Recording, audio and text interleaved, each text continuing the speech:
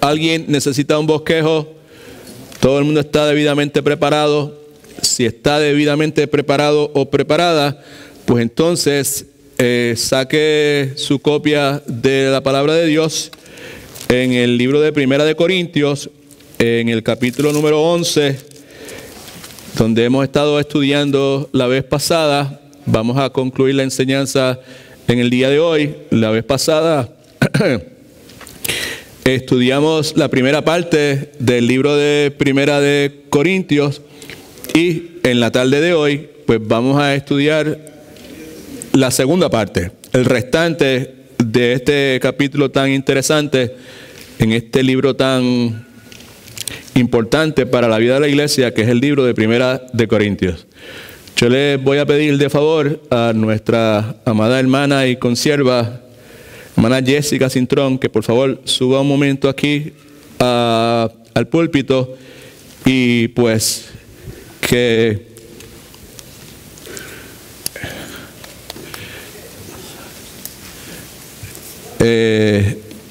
it's not there.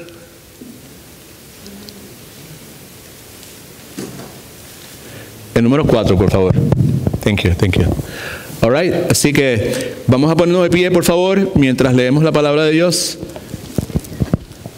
Primera de Corintios, capítulo 11, versículos de el 2 hasta el 34. Como dijimos la vez pasada, esta porción bíblica en esencia nos está hablando acerca de los distintivos, las características que deben imperar, que deben estar presentes en las reuniones de los seguidores de Jesucristo. Cuando se congregan, cuando se juntan, hay unas características que deben estar presentes. De eso trata esta porción bíblica. Y en ese contexto lo hemos estudiado y lo vamos a seguir estudiando en el día de hoy. Así que pues, hermana Jessica, lea la palabra. Dice así: os alabo, hermanos, porque en todo os acordáis de mí y retenéis las instrucciones tal como os las entregué. Pero quiero que sepáis que Cristo es la cabeza de todo varón, y el varón es la cabeza de la mujer, y Dios la cabeza de Cristo. Todo varón que ora o profetiza con la cabeza cubierta afrenta su cabeza, pero toda mujer que ora o profetiza con la cabeza descubierta afrenta su cabeza, porque lo mismo es que si se hubiese rapado. Porque si la mujer no se cubre, que se corte también el cabello, y si se le es vergonzoso a la mujer cortarse el cabello o raparse, que se cubra.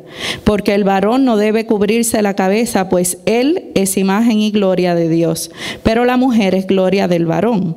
Porque el varón no procede de la mujer, sino la mujer del varón. Y tampoco el varón fue creado por causa de la mujer, sino la mujer por causa del varón. Por lo cual la mujer debe tener señal de autoridad sobre su cabeza, por causa de los ángeles. Pero en el Señor ni el varón es la mujer, ni la mujer sin el varón. Porque así como la mujer procede del varón, también el varón nace de la mujer, pero todo procede de Dios. Juzgad vosotros mismos. ¿Es propio que la mujer ore a Dios sin cubrirse la cabeza? La naturaleza misma no os enseña que el varón le es deshonesto dejarse crecer el cabello. Por el contrario, a la mujer dejarse crecer el cabello le es honroso, porque en lugar de velo le es dado el cabello. Con todo eso, si alguno quiere ser contencioso, nosotros no tenemos tal costumbre ni las iglesias de Dios. Pero al anunciaros esto que sigue, no os alabo, porque no os congregáis para lo mejor, sino para lo peor. Pues en primer lugar, cuando os reunís como iglesia, oigo que hay entre vosotros divisiones, y en parte lo creo, porque es preciso que entre vosotros haya disensiones, para que se hagan manifiestos entre vosotros los que son aprobados. Cuando pues os reunís vosotros, esto no es comer la cena del Señor, porque al comer cada uno se adelanta a tomar su propia cena, y uno tiene hambre y otro se embriaga. Pues que no tenéis cosas en que comáis y bebéis, o menospreciáis la iglesia de Dios y avergonzáis a los que no tienen nada. ¿Qué os diré? ¿Os alabaré? en esto no os alabo, porque yo recibí del Señor lo que también os he enseñado, que al Señor Jesús, la noche que fue entregado, tomó pan, y habiendo dado gracias, lo partió y dijo: tomad, comed, esto es mi cuerpo que por vosotros es partido, haced esto en memoria de mí. Asimismo tomó también la copa después de haber cenado, diciendo: esta copa es el nuevo pacto que en mi sangre. Haced esto todas las veces que la beberes en memoria de mí. Así pues, todas las veces que comieses este pan y bebieres esta copa, la muerte del Señor anunciáis hasta que Él venga. De manera que cualquiera que comiere este pan o bebiere esta copa del Señor indignamente, será culpado del cuerpo y de la sangre del Señor. Por tanto, pruébese cada uno a sí mismo y coma así del pan y beba de la copa. Porque el que come y bebe indignamente sin discernir el cuerpo del Señor, juicio come y bebe para sí. Por lo cual hay muchos enfermos y debilitados entre vosotros y muchos duermen. Si pues nos examinásemos a nosotros mismos, no seríamos juzgados, mas siendo juzgados somos castigados por el Señor para que no seamos condenados con el mundo. Así que, hermanos míos, cuando os reunís a comer, esperaos unos a otros. Si alguno tuviere hambre, coma en su casa, para que os reunáis para juicio. Las demás cosas las pondré en orden cuando yo fuere. Amén. Señor bendiga su santa palabra. Puede sentarse, por favor. Gracias, hermana Jessica. Love you. Como ya le mencioné la vez pasada, lo que hicimos fue considerar la primera parte de esta porción bíblica. Hablamos acerca del contenido de los primeros 16 versículos, right? Y para los que nos visitan, lo que hemos estado haciendo es que por un espacio de unos 9 o 10 meses ya, hemos estado estudiando el libro de Primera de Corintios. El libro de Primera de Corintios es un libro muy importante para la iglesia del Señor Jesucristo, porque en el mismo usted encuentra instrucciones en cuanto a cómo se vive la vida cristiana. Y también se encuentran instrucciones claras en cuanto a cómo la iglesia de Jesucristo debe funcionar. No solamente cómo los cristianos deben vivir, sino también cómo la iglesia del Señor Jesucristo se debe conducir. Una de las cosas que hemos visto a través de este estudio de Primera de Corintios es que la cruz de Jesucristo, de paso, la serie la titulamos Mi roca, mi fundamento, mi plataforma. Ese lugar sobre el cual yo edifico mi vida es la cruz de Jesucristo. Y mi refugio, donde yo voy en busca de dirección, consuelo, protección, es la palabra de Dios. Right? Decidimos darle ese título a esta serie. Y a través del estudio, una de las cosas que más hemos destacado, y vamos a seguir destacando hasta que el Señor venga, es la forma singular, unique, la forma única en que la cruz del Señor Jesucristo afecta todos los aspectos de la vida de sus seguidores. Si alguien es un seguidor del Señor Jesucristo, definitivamente tiene que haber sido una persona que tuvo un nacimiento espiritual. Y esa persona que tuvo un nacimiento espiritual ahora tiene este enorme privilegio de poder disfrutar de Dios. Dios nos salvó a nosotros para que le pudiésemos disfrutar. Y entre las cosas que hemos visto es que la expresión máxima de ese disfrute es cuando nosotros pues compartimos su evangelio con otras personas. Hemos visto entonces que no hay un aspecto de la vida del creyente, del verdadero seguidor de Jesucristo, que el evangelio de Jesucristo, la cruz de Jesucristo, no pueda transformar, right? Y no solamente transforma la vida de los seguidores de Cristo, sino también transforma la vida de la iglesia del Señor Jesucristo. Así que lo que la vez pasada comenzamos a hacer y que continuamos hoy es que vamos a considerar la forma singular en que la cruz de Jesucristo afecta las reuniones de los cristianos. Esto es una reunión de cristianos. Estamos congregándonos, nos estamos reuniendo, right? Okay. ¿Por qué vamos a considerar eso? Pues porque la cruz del Señor Jesucristo, entienda, no estoy hablando de un pedazo de metal o de madera, estoy hablando de la obra terminada, redentora, transformadora, de salvación, de regeneración, justificación, santificación, glorificación. Todo eso que está incluido en la cruz de Jesucristo, porque esa cruz de Jesucristo afecta todos los aspectos de la vida del creyente. Nuevamente, afecta la forma en que nosotros nos vestimos. Afecta, ¿alguien dijo amén? Debe afectar, right? Afecta la forma en que nosotros actuamos. Antes de Cristo actuamos de una forma en particular. Ahora sabemos que no es de esperarse que actuemos de esa misma forma.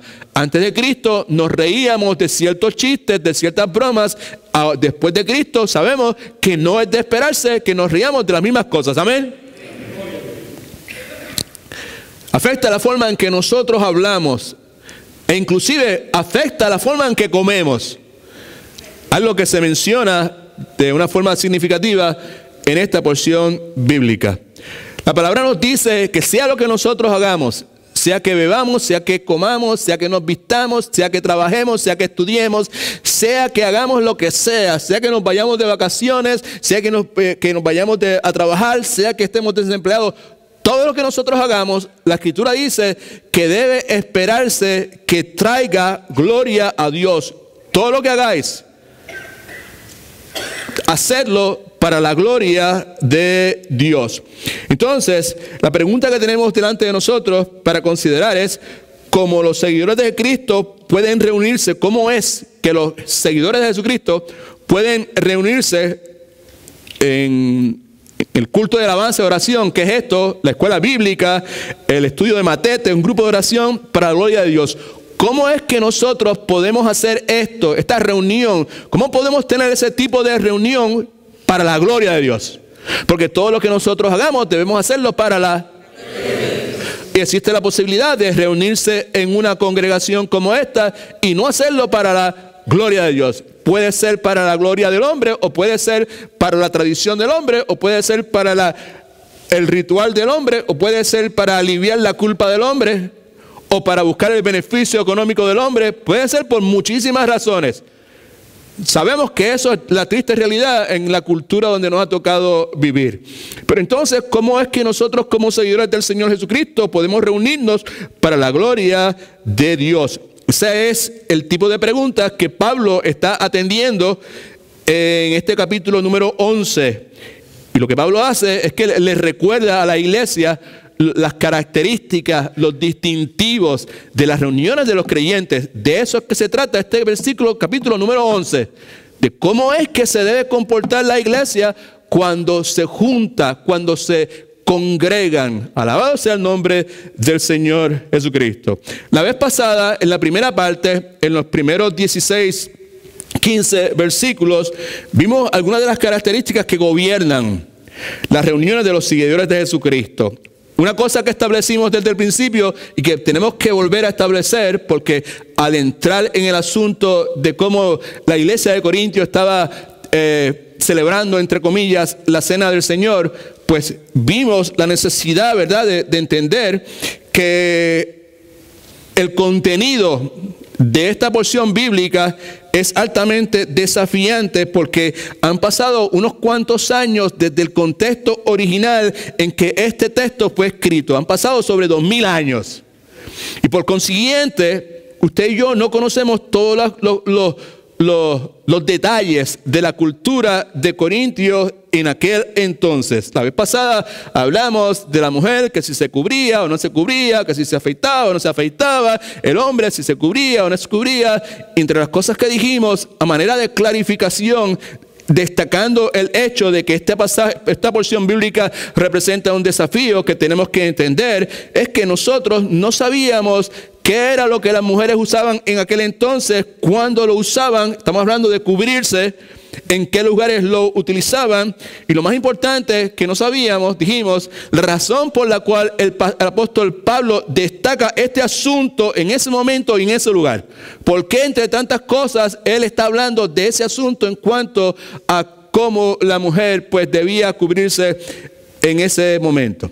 El punto entonces es que si usted y yo no somos cuidadosos, que es lo que tratamos de hacer en este estudio y en todos los estudios que hacemos, podemos envolvernos en toda clase de especulaciones, toda clase de argumentos en cuanto a esto, en cuanto a aquello otro, perdiendo de vista el claro significado del texto.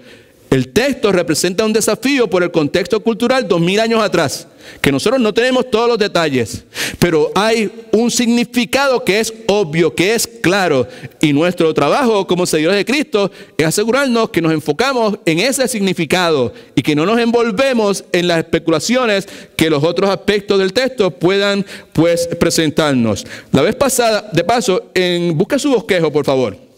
Importante. En su bosquejo, la primera página y la parte superior de la segunda página simplemente son un resumen de lo que cubrimos la vez pasada. La vez pasada vimos 3 de las características de los distintivos que gobiernan las reuniones de los seguidores de Jesucristo. Y lo primero, el primer distintivo, algo que característica que está ahí en las reuniones de los verdaderos seguidores de Jesucristo, es una sumisión de ¿qué clase de gana?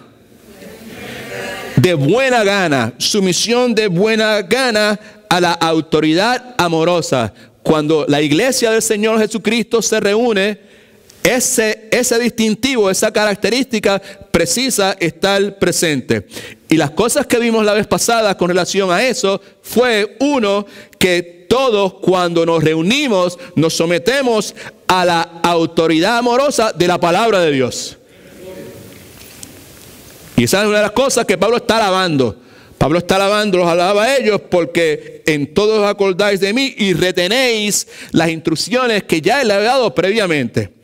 Así que la sumisión de buena gana a la autoridad amorosa es una característica. Cuando la iglesia se reúne, sea en una escuela bíblica, sea un grupo de oración, sea un culto de alabanza y oración como es este, todos nos sometemos a la autoridad amorosa de la palabra de Dios.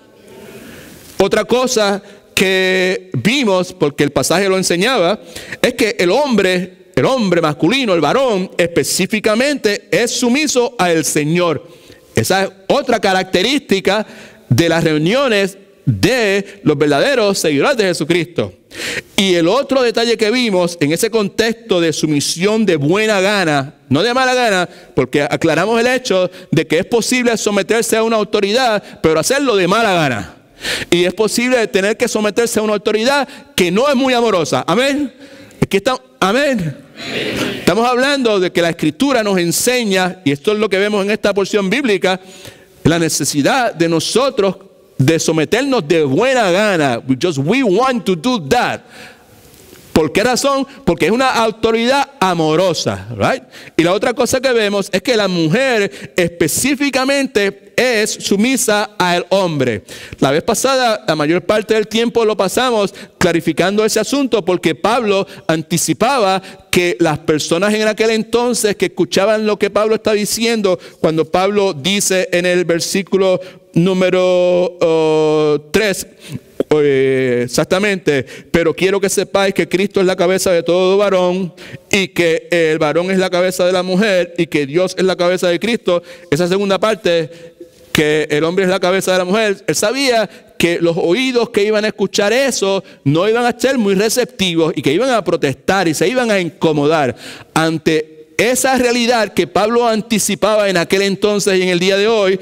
Pues Pablo, como vimos la vez pasada, establece unas razones que el que escuchaba, el que leía, tenía que tomar en consideración al momento de considerar si era correcto o no era correcto que el hombre era la cabeza de la mujer. Y Pablo decía que necesitaban tomar en consideración la creación.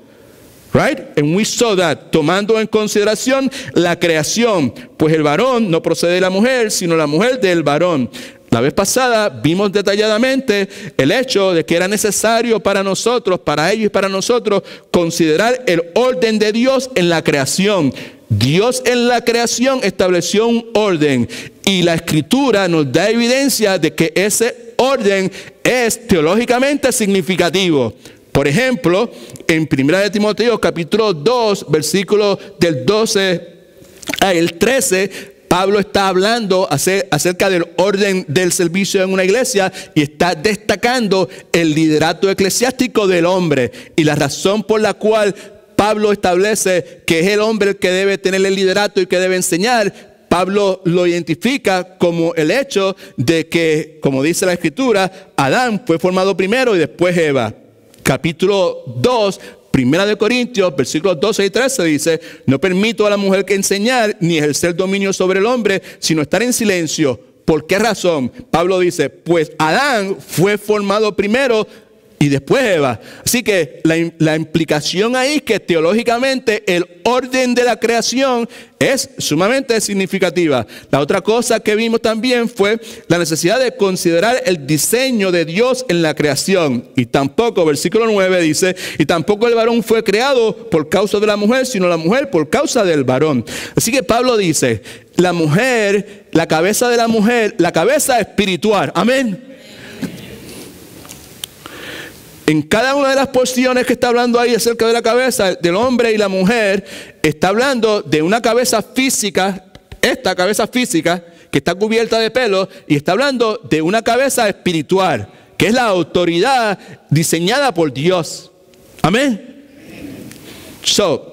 Y tampoco el varón fue creado por causa de la mujer, sino la mujer por causa del varón. Así que cuando Pablo establece que el hombre es la cabeza de la mujer, Pablo dice: ustedes que no les gusta lo que estoy diciendo, tienen que tomar en consideración el orden de la creación, porque el orden de la creación tiene una función y tiene un significado teológico que es sumamente importante.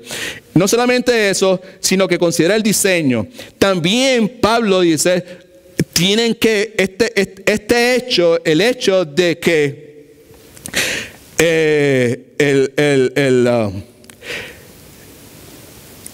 que Cristo es la cabeza de todo varón y el varón es la cabeza de la mujer y Dios es la cabeza de Cristo, right? Esas tres cosas, particularmente la última, Pablo las está haciendo referencia, y ya la vez pasada hablamos detalladamente como esto. Simplemente un repaso para los que no estaban. Pablo lo que está es regresando hasta, primero regresó a la creación, porque el hombre fue creado primero que la mujer, y ahora va más allá de la creación, está haciendo referencia a la naturaleza de la divinidad. En el contexto de la divinidad, Padre, Hijo y Espíritu Santo, vemos nuevamente esa sumisión de buena gana a una autoridad amorosa. En Juan capítulo 4, versículo 34, Jesucristo dijo: mi comida, mejor dicho, es que haga la voluntad del que me envió y que acabe su obra. Jesucristo no está refunfuñando, no está protestando, no está incómodo, no está mirando, se siente como segunda clase, porque el Padre le dijo: tú vas a ir allá y tú vas a hacer la voluntad que yo te dije, y tu trabajo es terminar la obra que yo te dije que terminaras. Si hay una sumisión de buena gana a una autoridad que es amorosa. Yo sé que muchas personas inmediatamente piensan, y eso ya lo cubrimos la vez pasada, pero eso es entre Dios, pero el ser humano es distinto. El hombre es abusador, y lo que le viene en la mente es todos los abusos, todos los atropellos que a través de la historia, en el presente, quizás en la vida de las personas, han experimentado. Y lo que la palabra nos dice, que sí, eso es correcto, pero por el hecho de que eso sea de esa forma, nosotros no podemos en ninguna forma echar a un lado el diseño de Dios. Amén. Amén. That's the way it needs to be. Okay? Y Pablo identifica, ¿sabe?, este asunto y dice: y Dios es la cabeza de Cristo. ¿Sabe? Que esta cuestión de que debe existir una sumisión de buena gana a una autoridad amorosa no es un invento de Pablo, no es un invento del pastor Edwin, no es un invento de la iglesia bautista, no es un invento de la iglesia pentecostal, MI o lo que sea. Eso es el diseño de Dios. Así es como Dios opera. Los que conocen un poquito de la divinidad es un concepto que la Biblia enseña, que algunas iglesias no creen en eso, pero en esta iglesia sí creemos en eso. Y si usted desea ser parte de esta iglesia, usted tiene que creer eso. Si no lo cree, pues no puede ser parte de esta iglesia. El concepto de la divinidad, el concepto de que es un Dios Padre, un Dios Hijo y un Espíritu Santo. Y que esas tres personas de la Trinidad son igualmente divinas. Amén. Pero que esas tres personas de la Trinidad son diferentes posicionalmente. They are. ¿Y qué es lo que vemos ahí? Lo que vemos en esa interacción en la divinidad es una autoridad amorosa y sumisión de buena gana operando en una relación preciosa. Por eso es que Pablo trae a colación en este asunto que está hablando ahí el hecho de que, y no se olviden,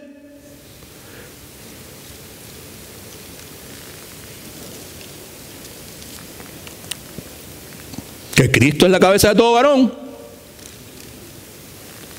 y que el varón es la cabeza de la mujer.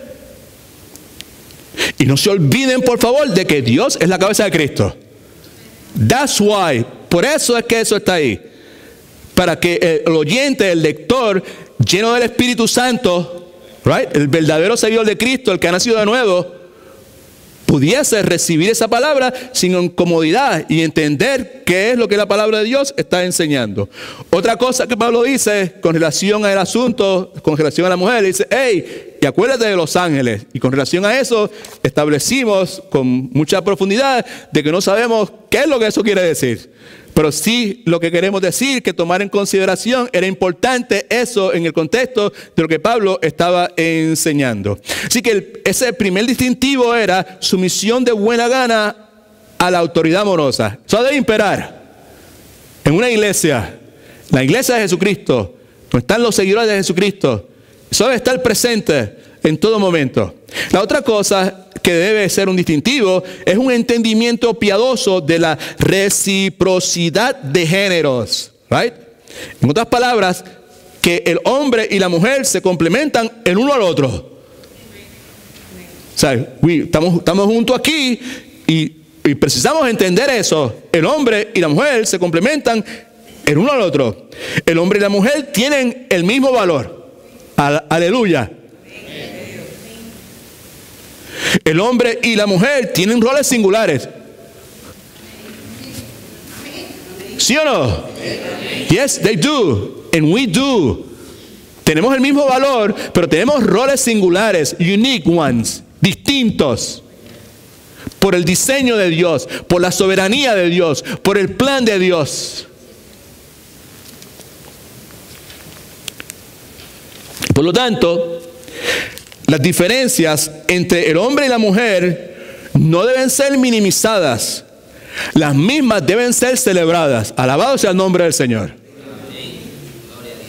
No, ¿sabes? Lo que aquí sucede en la cultura de hoy, que está metida dentro de las iglesias contemporáneas, es precisamente eso. Más y más se minimiza las diferencias que hay entre el hombre y la mujer. Y nosotros no somos llamados a minimizar eso, porque ese es el plan de Dios, ese es el diseño de Dios. Así es como vamos a poder llegar a ser lo que Dios quiere que nosotros seamos. Como individuos, como matrimonios, como familia y como iglesia. Alabado sea el nombre de Jesucristo. El otro distintivo que vimos, de paso, si quieres, vea la enseñanza de la vez pasada, que está en el internet, que está mucho más detallada de lo que hemos dicho aquí, ¿ok? All right. Miguel, vénganse por el ladito de acá, porque vamos a tener la cena del Señor ya mismo. All right? Thank you very much. Que Dios me los bendiga. El otro distintivo es un compromiso claro a la modestia física, tanto del hombre como de la mujer, y un sentido profundo de humildad espiritual. ¿Por qué eso tiene que estar presente? Pues porque nosotros no queremos que viene para acá todo el mundo, nosotros no queremos que la atención de aquí de nadie se vaya, de las personas que están presentes, sean hombre y mujer, se vayan detrás de un hombre o una mujer. Y por consiguiente, pues tenemos que evitar la inmodestia. La modestia esta física. Tenemos que vestirnos de forma modesta. ¿Cuántos alaban al Señor? Ya no me gustó. Ahí están los legalistas. No, we're not.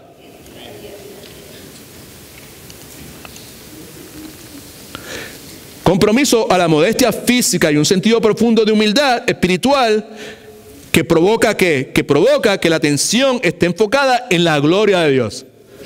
Así que lo que buscamos, que fue la conclusión de la vez pasada del estudio, es que cuando las personas entren a este lugar o al estudio bíblico de Matete o al grupo pequeño de oración, de lo que sea, lo que queremos, lo que anhelamos es que la gente puedan decir, como decía la gente en 1 Corintios 14, 24 al 25, donde los dones se estaban utilizando correctamente, gloria al nombre de Jesús. Lo que anhelamos es que cuando la gente entre, al salir de aquí, diga verdaderamente, Dios está entre nosotros. So, bregamos con una modestia física y con una humildad espiritual para que la atención, el enfoque sea exclusivamente en el Dios de la gloria.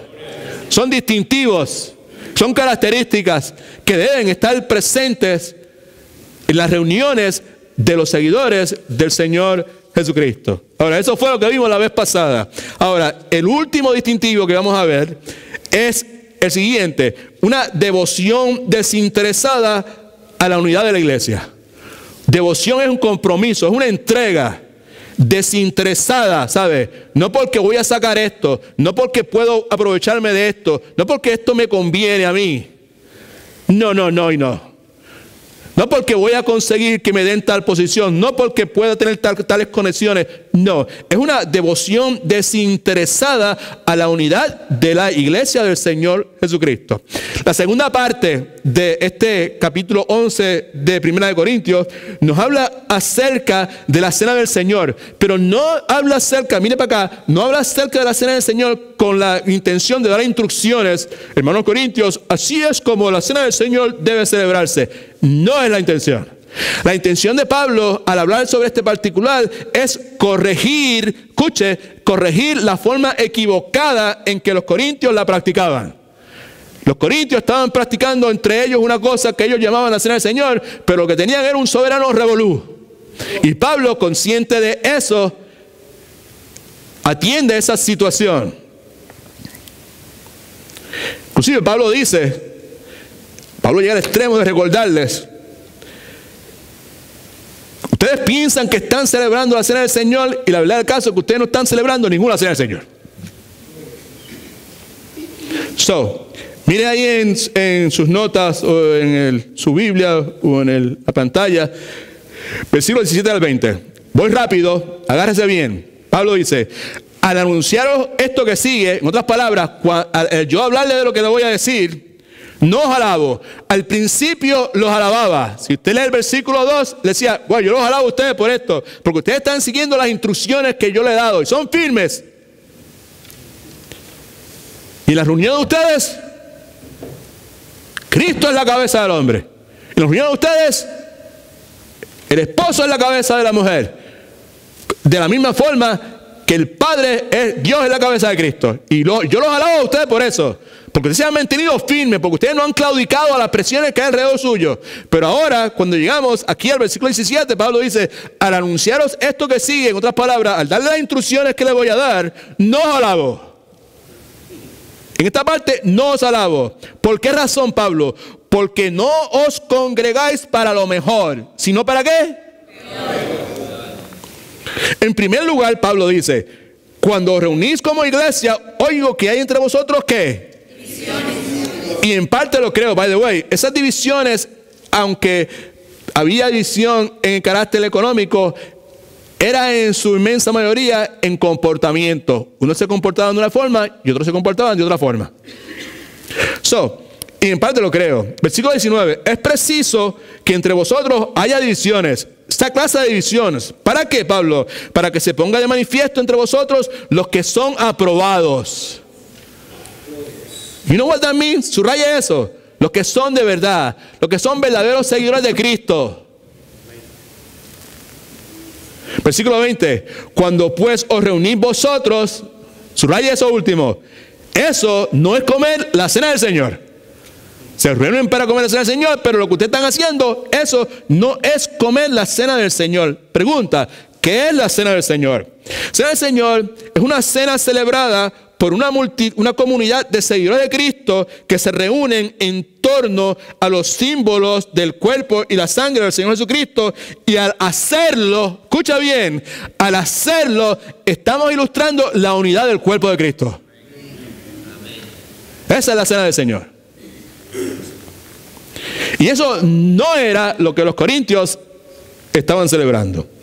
En sus notas, rápido. La versión de los corintios de la cena del Señor. Primeramente, los corintios eran negligentes y no les importaba. Estaban felices y contentos. Los corintios eran negligentes con los necesitados de la iglesia. Versículos 21 y 22. Dice de esta forma: al comer, cada uno se adelanta a tomar su propia cena. Y mientras uno tiene hambre, otro se ¿qué? Embriaga. No, eso debe llamar la atención a todo el mundo. ¿Cómo es posible que se embriaga? Quiere decir entonces que si están tomando la cena, están tomando vino que tiene alcohol. Esa podría ser la inferencia de cualquier persona que no tuviese un conocimiento cabal, íntegro de la palabra de Dios y del carácter de Dios.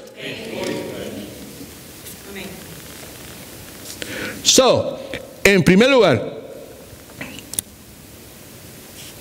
where I am. Ok, ya sé. All right. Pues ¿qué? Versículo 22. ¿No tenéis casas en que comáis y bebáis? ¿O menospreciáis la iglesia de Dios? ¿Y avergonzáis a los que no tienen qué? Son los necesitados. Right?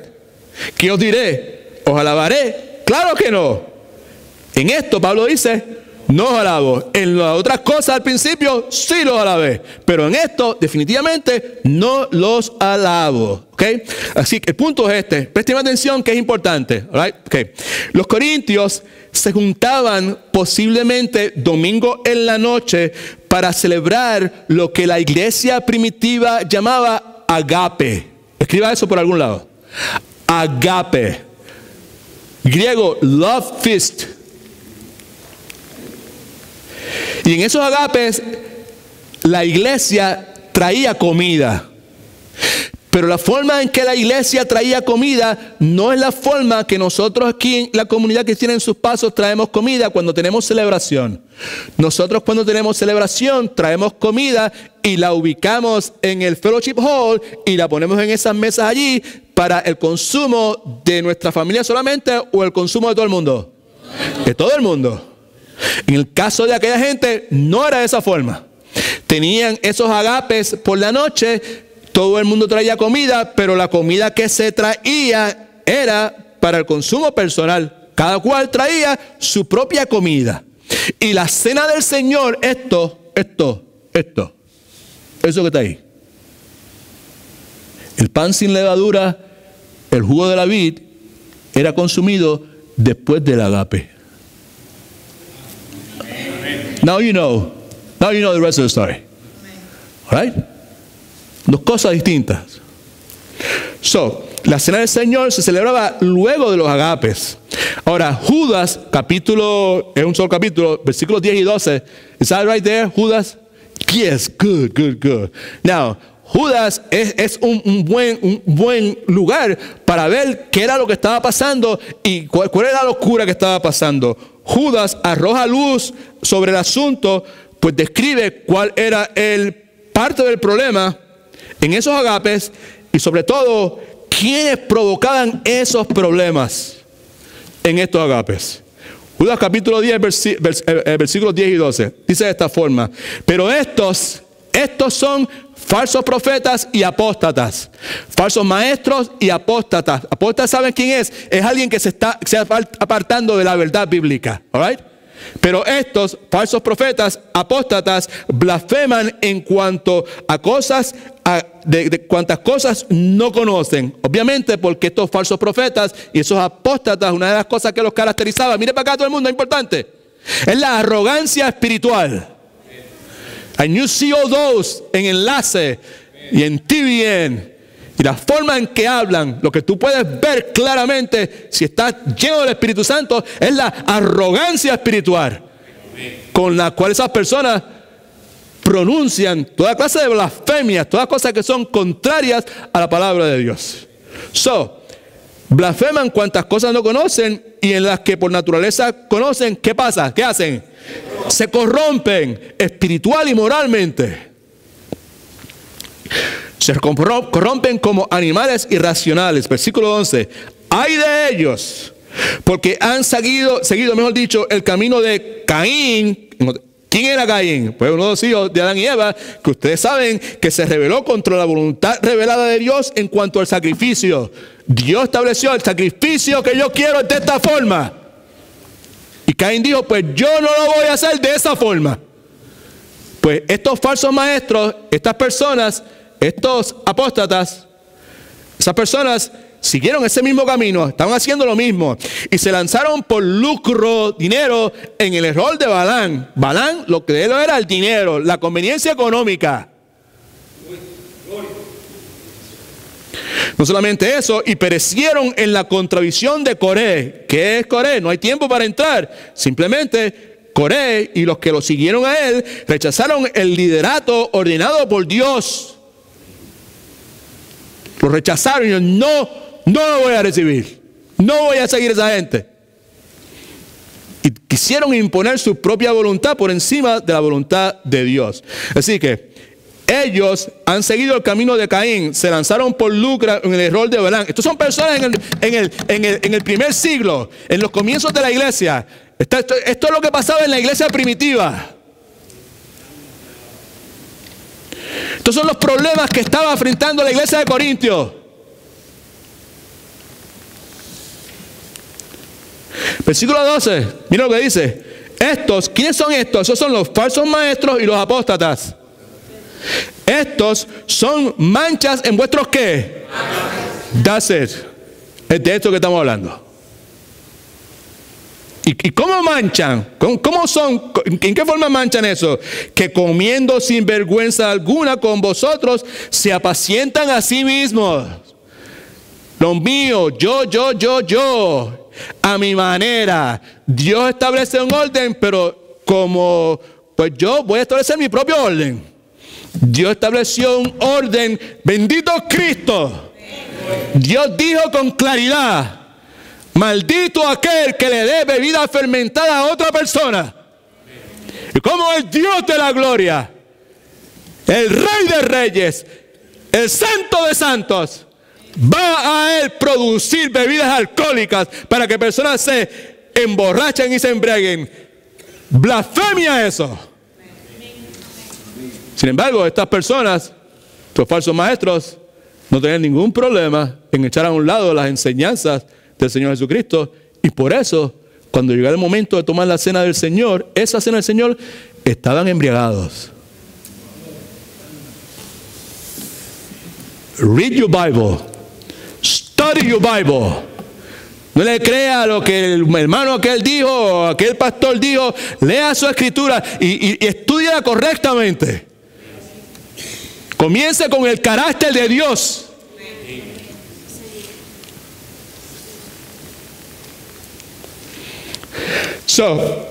Comiendo sin vergüenza alguna con vosotros, se apacientan a sí mismos. Son nubes sin aguas. ¿Sabe lo que es una nube sin agua? Es una persona que promete y no cumple. Es que se me hace difícil no tener que mencionar al dichoso enlace. I can't. I have to. No hacerlo es una irresponsabilidad de mi parte. No hay tantos, cientos y miles de personas que escuchan y creen eso. A esas nubes sin agua que prometen, envíe, siembra su semilla. Mientras ellos se lucran como Balaam. Can you see it? Solamente debemos verlo, sino debe probarlo indignación.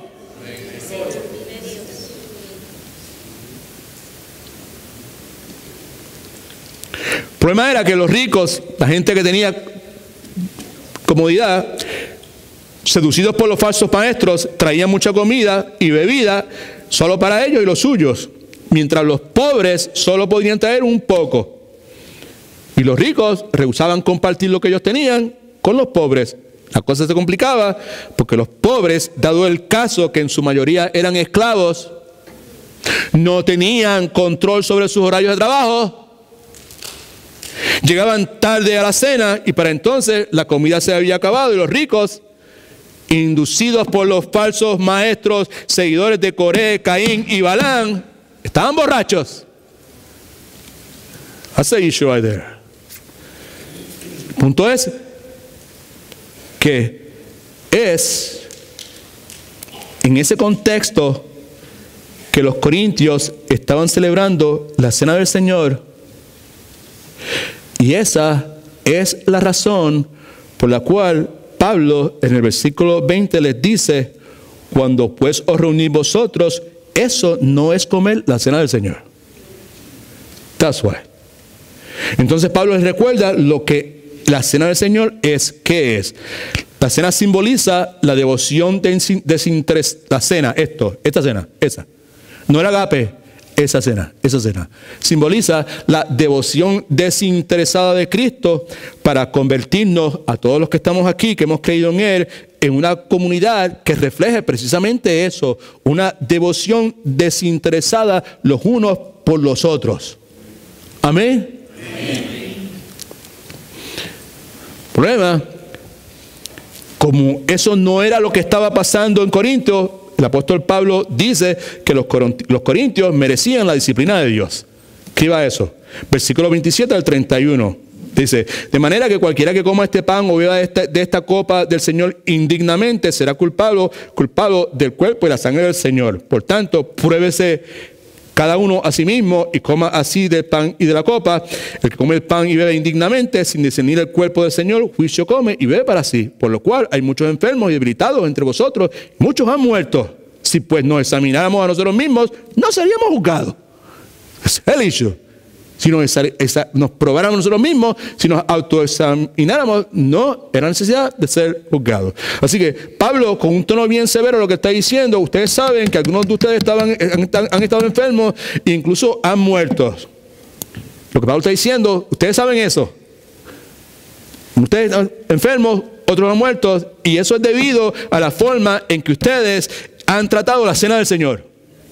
That's what he's saying. Ahora bien, nosotros no conocemos todos los detalles detrás de todo esto. Pero una cosa bien clara es que Dios ha estado disciplinando a su iglesia. That is clear. La Escritura nos dice que Dios estaba permitiendo que la enfermedad y aún la muerte viniesen a algunos de esos miembros de la iglesia. ¿Debido a qué? Debido a la forma egoísta y descuidada en que ellos se estaban acercando a la cena del Señor. Eso es lo que el pasaje enseña. Ese es el contexto. Por eso es que Pablo habla tan fuerte como ha estado hablando. Así que este asunto es sumamente serio, y por eso, antes de celebrar la cena del Señor, quiero que consideremos cosas que todos como iglesia sabemos. Como esta iglesia, comunidad cristiana en sus pasos, las personas que llevan algún tiempo aquí, lo que voy a decir en este momento aquí en adelante, se lo saben de memoria. Pero como nosotros sabemos, el hecho de que uno lo haya hablado anteriormente no quiere decir que la primera vez o la segunda vez que se dijo algo, la persona entendió. Amén. Porque tienen hijos, saben que eso es de esa forma. O que lo hayan olvidado. Así que lo que vamos a hacer en este momento es simplemente refrescar estas verdades. Para algunos de ustedes quizás nunca lo han escuchado, pero para la inmensa mayoría de ustedes, yo sé que eso es parte de la vida de ustedes. Vamos a ver la versión cristiana de la cena del Señor. Por encima de todo, esto no es ninguna rutina religiosa. Amén. Antes bien, se trata de algo muy importante. Como hemos visto en el pasaje que acabamos de leer, algo sumamente importante que no solamente puede tener repercusiones de carácter espiritual, pero también puede tener repercusiones de carácter físico. Y la palabra muerte está presente ahí. Quiere decir que una cosa que no se puede trivializar, hay que tomarlo con seriedad. Amén. Todas las cosas del Señor hay que tomarlas con seriedad. Y todo lo que hagáis, sea comer o beber, tomar la cena del Señor, bautizarte, predicar, cantar o hacer lo que sea, hacerlo para la gloria del Señor. No podemos trivializar, hacerlo porque sí, ya es todo un ritual, lo voy a hacer y ya se acabó. No puede ser de esa forma. Como iglesia, la cultura de nuestra iglesia no permite eso. No queremos eso. ¿Por qué no? ¿Porque somos mejores que otras personas? Claro que no. Estamos claros que somos pocas cosas. Estamos claros que todo lo que somos trapos sucios transformados, en proceso de transformación. That's what we are. Pero el Dios que le servimos, el Cristo que murió por nosotros, eso es otra cosa. Usted merece lo mejor. Amén. Pablo decía, lo que para mí era ganancia, todo ese montón de cosas que el mundo decía, mi abolengo y mi posición y mi religiosidad, eso es basura. Así que hay que tomar con seriedad este asunto. Particularmente,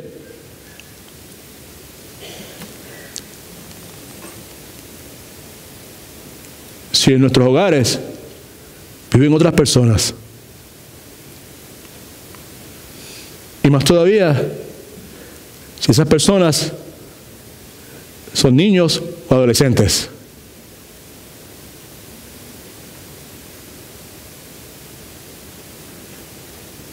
¿Quién debe participar en la cena del Señor? Escriba esto, por favor. Deben participar los seguidores de Cristo que están viviendo en arrepentimiento y fe. Esos son los que participan en la cena del Señor. Seguidores de Jesucristo que están viviendo en arrepentimiento y fe son los que participan en la cena del Señor. Seguidores de Jesucristo. Seguidor de Jesucristo es una persona que ha tenido un nacimiento espiritual. ¿Right? Usamos la palabra participar porque en el capítulo 10 Pablo dice que al tomar la cena del Señor participamos simbólicamente en el cuerpo y en la sangre de Jesucristo, como cristianos cuyas vidas están unidas a la obra redentora a favor de ellos. Por eso usamos la palabra participar. En el Nuevo Testamento, cuando se nos habla de la cena del Señor, vemos que involucra exclusivamente a los seguidores de Jesucristo, a los cristianos genuinos. Ahora, la frase esta, arrepentimiento y fe, la hemos puesto ahí por lo siguiente. Porque si alguien reclama que es cristiano y deliberadamente, intencionalmente, está caminando en desobediencia a Dios en algún área de su vida, esa persona no va a participar de la cena del Señor en una manera digna. Son inventos suyos. Oh no, versículo 27. De manera que cualquiera que come este pan o bebe de la copa del Señor indignamente será culpado del cuerpo y de la sangre del Señor. 1 Corintios 10, 21. Ya hablamos de eso hace unas cuantas semanas atrás. Dice, no podéis beber de la copa del Señor, esa copa, y de la copa de demonios, las cosas del mundo, right? No podéis participar de la mesa del Señor y la mesa de demonios. En otras palabras, no puedes estar tú viviendo en una desobediencia deliberada a las cosas del Señor y pretender tomar la cena del Señor dignamente. Claro que no. Ahora bien, en ninguna forma se está sugiriendo que nosotros podemos hacernos dignos de tomar la cena del Señor. ¿Por qué razón? Porque eso es algo que ninguno de nosotros puede hacer. Todos somos pecadores en necesidad de un Salvador. Entonces, ¿qué es lo que usted quiere decir? El punto es este. Es que cuando nosotros venimos a tomar, a celebrar, ser parte de la cena del Señor, reconocemos que nos hemos arrepentido y que nos estamos arrepintiendo de nuestros pecados. Me arrepentí ya mi pecado de pensar de la forma que pensaba acerca de Cristo. Cambié de opinión y cambié de dirección. Ya no es el Cristo que yo creí cuando era chiquito. Ahora es el Redentor, ahora es el Salvador. Es el que murió por mis pecados. Cambié de opinión. Es el único camino. Es la verdad y la vida. Él es la salvación. Cambié de opinión con relación a Jesucristo. Amén. Y cambié de dirección. Ya dejé de estar confiando en mi religiosidad, en que si fui bautizado, o hice la primera comunión, que guardo un día de la semana, o que no como carne de cerdo, o que no, yo no estoy contando en eso. cambié de opinión. Ahora mi certeza y mi seguridad está cifrada única y exclusivamente en el Señor Jesucristo. Así que vengo aquí en una forma u otra reconociendo, yo me arrepentí y me estoy arrepintiendo en el día de hoy. No solamente eso, sino que al venir estamos reconociendo que hemos creído en Cristo. Escucha, y que continuamos creyendo en Él en este día como nuestro Señor. Esa es la versión cristiana, parte de la versión cristiana de la cena del Señor. De paso, a los padres, tienen chiquitos, le pedimos que no permitan que sus hijos participen en la cena del Señor hasta que ellos hayan tomado este paso de arrepentirse y creer. Cualquier pregunta, nos sentamos y hablamos sobre el particular. Así, ¿quiénes deben participar en la cena del Señor? ¿Qué acontece durante la cena del Señor? ¿Qué es lo que pasa en ese momento? Hay un malentendido tradicional. Es este. Muchas personas piensan que lo que sucede es un cambio de sustancia que resulta en salvación. De paso, la mayor parte de nosotros, nuestra herencia religiosa, eso fue lo que nos enseñó. Ese malentendido tradicional es un entendimiento incorrecto tradicional de la Iglesia Católica Romana con relación a la cena del Señor, que está encerrado en un término teológico difícil de pronunciar. I'm gonna try. Transubstanciación. Transubstanciación. That's what it is. La Iglesia Católica Romana enseña que durante la Eucaristía o la misa, el pan y el vino realmente se convierten en el cuerpo y la sangre del Señor Jesucristo. They really believe that. Otro día estaba viendo Univisión, estaba viendo una situación con la verja esa, que la pared que está en California, ¿sabe? Entre que separa a México y de los Estados Unidos, y había un sacerdote de muy buena intención dándole la Eucaristía a las personas que estaban en el otro lado. El sacerdote estaba aquí en la parte de Estados Unidos y los otros estaban en el lado de México, y a través de los espacios que había en la verja esa, pues ahí él estaba dando la hostia, que es el pan, right? ¿Sabes? Y lo que me llamó la atención es que cada vez que él hacía eso, le decía, el cuerpo de Cristo, el cuerpo de Cristo, el cuerpo de Cristo. Pues eso es un malentendido tradicional. Ahora, con el cuerpo y la sangre de Cristo realmente presente en esos elementos, como esa enseñanza incorrecta sugiere, la implicación es altamente peligrosa. ¿Por qué razón? Por esto. Si recibo la comunión, entonces estoy recibiendo a Cristo. Y por lo tanto, si fuera de esa forma, entonces la comunión tiene unas ramificaciones enormes en cuanto a la salvación. Catecismo católico, que yo aprendí cuando era niño y que mi mamá enseñaba, dice lo siguiente: la comunión con el cuerpo y la sangre de Cristo, la comunión con el cuerpo y la sangre de Cristo, por lo tanto, esto es lo que dice, I'm quoting, estoy citando, por lo tanto, aumenta nuestra unión con el Señor. Mientras más usted tenga la cena del Señor, o la comunión, o el vino, y vino, en el caso de los católicos, ¿verdad?, con alcohol, y la hostia que ellos toman, pues lo que ellos sugieren es que eso aumenta nuestra unión con el Señor. No solamente eso, sino que perdona nuestros pecados veniales. Y también nos preserva de los pecados mortales. Eso es lo que estamos refiriéndonos como un malentendido tradicional, un cambio de sustancia que resulta en salvación. Eso no es de esa forma. Si no he entendido esto, este es el malentendido. Esto es lo que se propone, que es lo que está incorrecto. Usted toma la cena del Señor y usted va a recibir perdón por sus pecados. Usted toma la cena del Señor y usted va a recibir fortaleza en su unión con Cristo. Usted toma la cena del Señor y usted va a ser preservado contra los pecados grandes, pecados mortales, right? Así que esto de transubstanciación es un malentendido tradicional, pero no es una tontería, es algo sumamente grave. Usted me mira Algunos me están mirando y diciendo, pero why are you talking about that? ¿Por qué usted está hablando acerca de ese asunto? Por esto, porque nuestro entendimiento de la cena del Señor, this is what we're doing right here, es clave para entender el Evangelio de Cristo. That's why.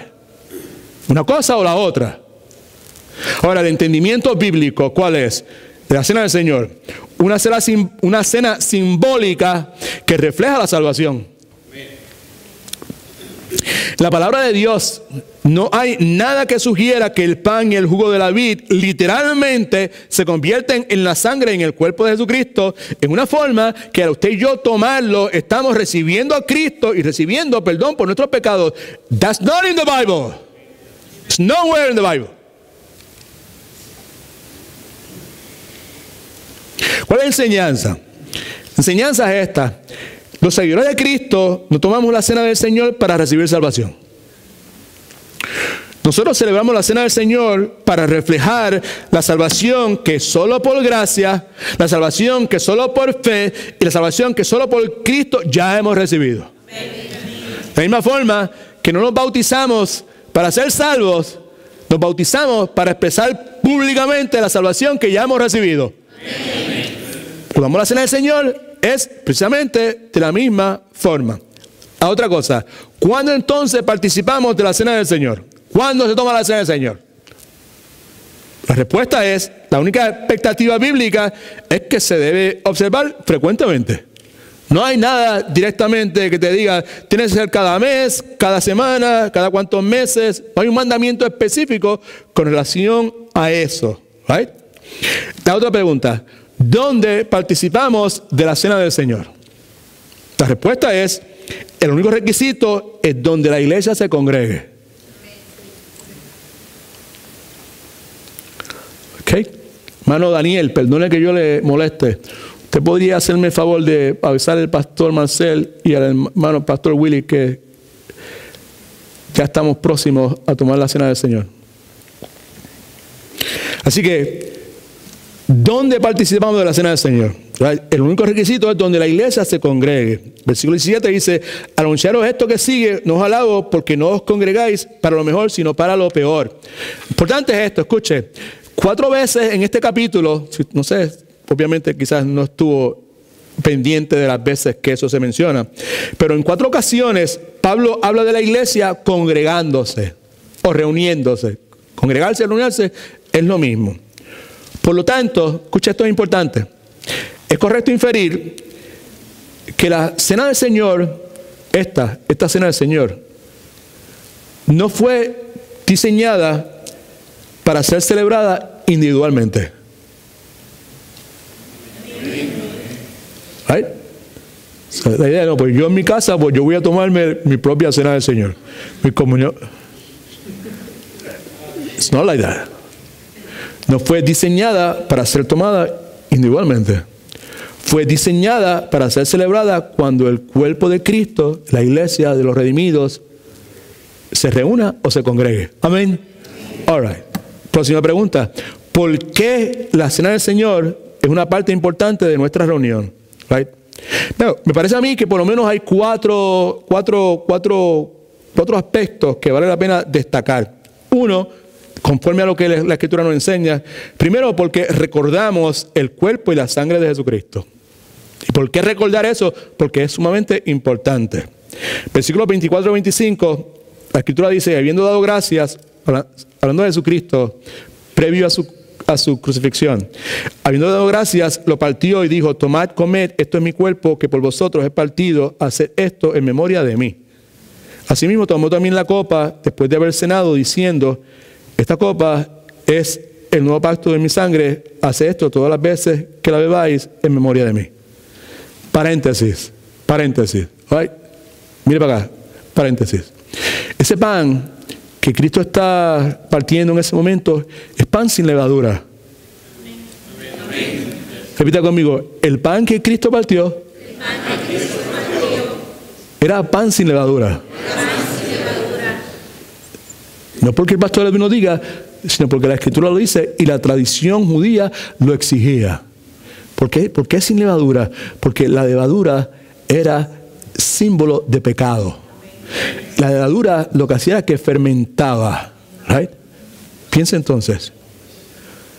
¿Cómo entonces el Hijo de Dios, el Creador de todas las cosas, esa noche de la última cena, iba a utilizar pan sin levadura, right? Porque la levadura es símbolo de pecado, porque fermentaba, y al mismo tiempo, entonces, iba a tomar vino fermentado? Think about it. Claro que no, definitivamente que no. Alabado sea el nombre de Jesucristo.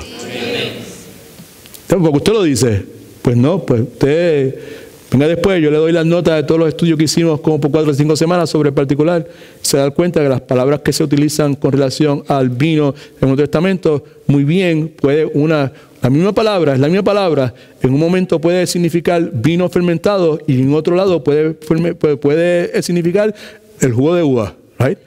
Sí, es la misma palabra. Y lo que entonces determina si es fermentado o no es fermentado, si tiene alcohol o no tiene alcohol, es el contexto en que la palabra sea utilizada. Amén. Gloria a Dios. Resuelto el problema. Sea Dios verdadero y todo hombre mentiroso. Right? Okay. Así que recordamos el cuerpo y la sangre del Señor Jesucristo. Pablo está citando al Señor Jesucristo, quien dio instrucciones para la cena del Señor, fue celebrada como recordación de su obra redentora. Okay? Now, importante esto, y quizás no es muy significativo para algunos de ustedes, pero simplemente considere.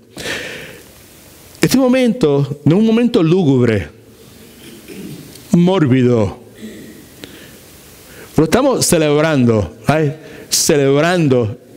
Y la palabra celebrar lleva la connotación de festejo.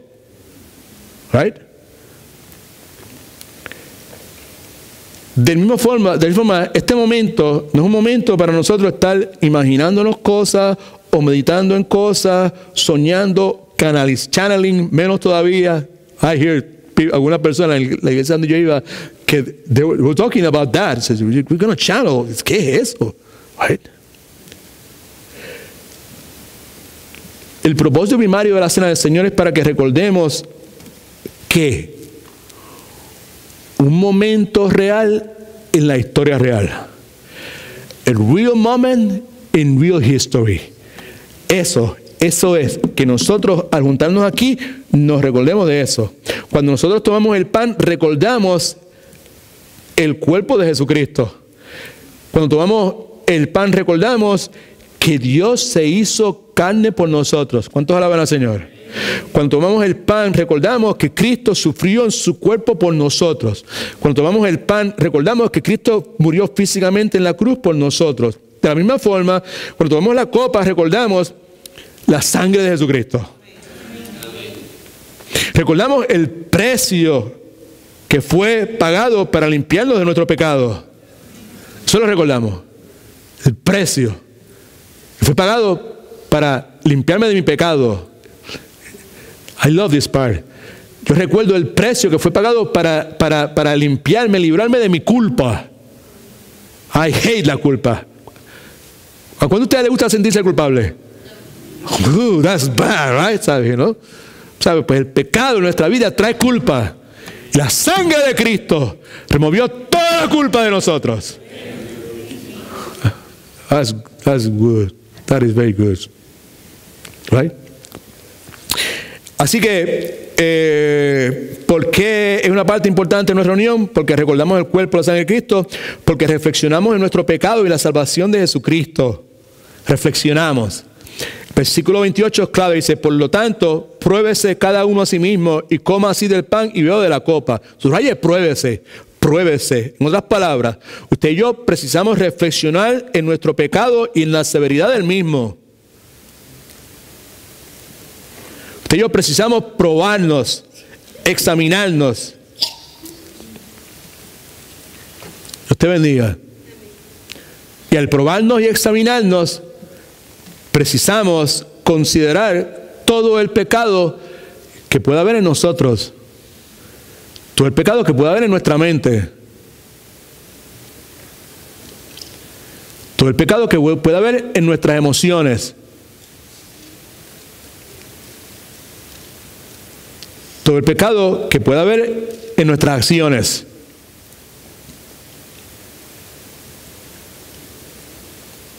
¿Por qué debo hacer eso? Porque si no lo hago, estoy tomando con indiferencia la santidad de la comunión. Estoy siendo indiferente a la vida, al sufrimiento y la muerte del Señor Jesucristo. No solamente eso, sino que también estoy atrayendo juicio. La palabra es escarmiento para mi vida. La aplicación es esta. La aplicación es que precisamos ser cuidadosos.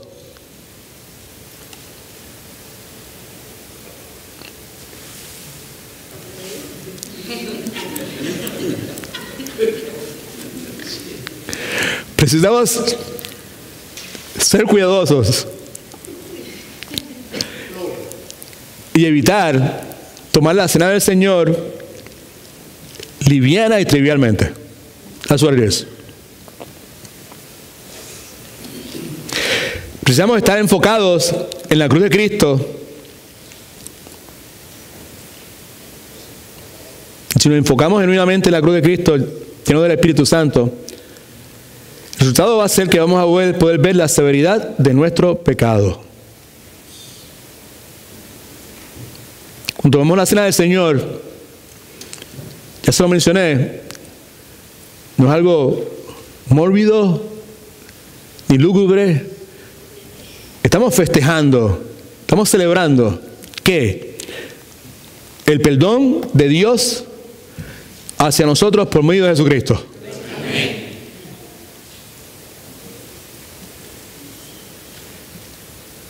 Y estamos festejando también la fidelidad de Dios para con nosotros.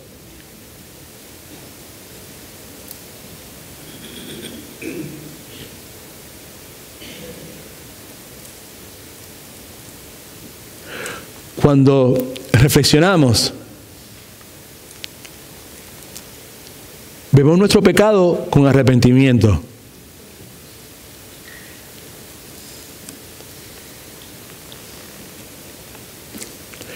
Cuando vemos nuestro pecado con arrepentimiento, algo sucede que es extraordinario. Es que Dios alimenta nuestros corazones con su misericordia y con su gracia. Nadie puede ser seguidor de Cristo a menos que haya tenido un nacimiento espiritual. Todo que ha tenido un nacimiento espiritual, cuando reflexiona, eso es lo que debe experimentar. Otra cosa más es, ¿por qué lo hacemos? Pues porque renovamos nuestro compromiso con Cristo, la iglesia y el Evangelio. Versículo 26 dice, así pues todas las veces que coméis este pan y bebéis esta copa, la muerte del Señor, anunciáis hasta que el Señor venga. En otras palabras, cuando celebramos la cena del Señor, no estamos simplemente comiendo pan y bebiendo de una copa. Lo que nos dice la Escritura es que estamos proclamando que Cristo murió en la cruz del Calvario de forma tal que nosotros podamos anunciar arrepentimiento y perdón de pecados a todas las naciones del mundo. Tazo también. La otra cosa que lo hacemos es para regocijarnos porque Cristo nos ha liberado y porque Cristo viene pronto. La cena del Señor debe provocar, otra vez, celebramos la cena del Señor, la celebramos. Debe provocar gozo vehemente. Vehemente es intense, right? Porque hemos sido liberados de nuestro pecado. Por lo menos yo no soy esclavo del pecado ya. Para mí, that's the reason, algo para gozarme, para celebrarme. Y también, porque yo sé que la misma forma en que Cristo cumplió con todas las promesas, todas las profecías del Antiguo Testamento en cuanto a su primera venida, también va a cumplir las profecías con relación a su segunda venida y Cristo viene. Mateo 26, 29, una instrucción que Cristo le da a sus discípulos, dice lo siguiente: os digo que desde ahora no beberé más del fruto de esta vid hasta aquel día en que la beba de nuevo con vosotros en el reino de mi Padre. Al finalizar la palabra de Dios, la Escritura, el canon de la Escritura en el libro de Apocalipsis, el penúltimo verso de toda la Biblia dice lo siguiente: el que da testimonio de estas cosas dice, ese es Cristo el que da testimonio, ciertamente vengo en breve. Y la congregación de aquellos que estaban escuchando decían, amén, ven Señor Jesús. ¿Cómo debemos tomar la cena del Señor? Participar en esto. Por tanto, pruébese cada uno a sí mismo, coma así del pan y bebe de la copa. 3 cosas que siempre hemos señalado y señalamos antes de pasar a administrar la cena del Señor. Mientras meditamos, mientras se reparten los elementos, ¿verdad? ¿Sabes? Debemos reflexionar y debemos mirar en nuestro interior. Si no lo ha hecho, pues todavía tiene tiempo para hacerlo. Se le ha dado 2, 3 semanas de anticipación para que usted haga eso. ¿Right? Mirando a nuestro interior para ver qué pecados hay en nuestra mente. Hemos estado ahí inalbarando pecados en nuestras emociones, sentimientos que son contrarios a la voluntad de Dios hacia el ser humano. No voy a ser específico, but hope you understand. Y acciones, cosas que usted está haciendo, que usted sabe que no debe hacer. Reflexione en eso. Debemos mirar hacia nuestras relaciones con otros, conflictos no resueltos, barreras que hay entre nosotros y otras personas, particularmente hermanos de la iglesia.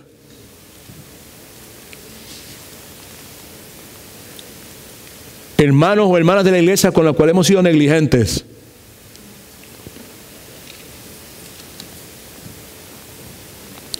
Sobre todo mirando a Cristo como mi vida, mientras con un entendimiento correcto celebramos su muerte y su resurrección y su gloria.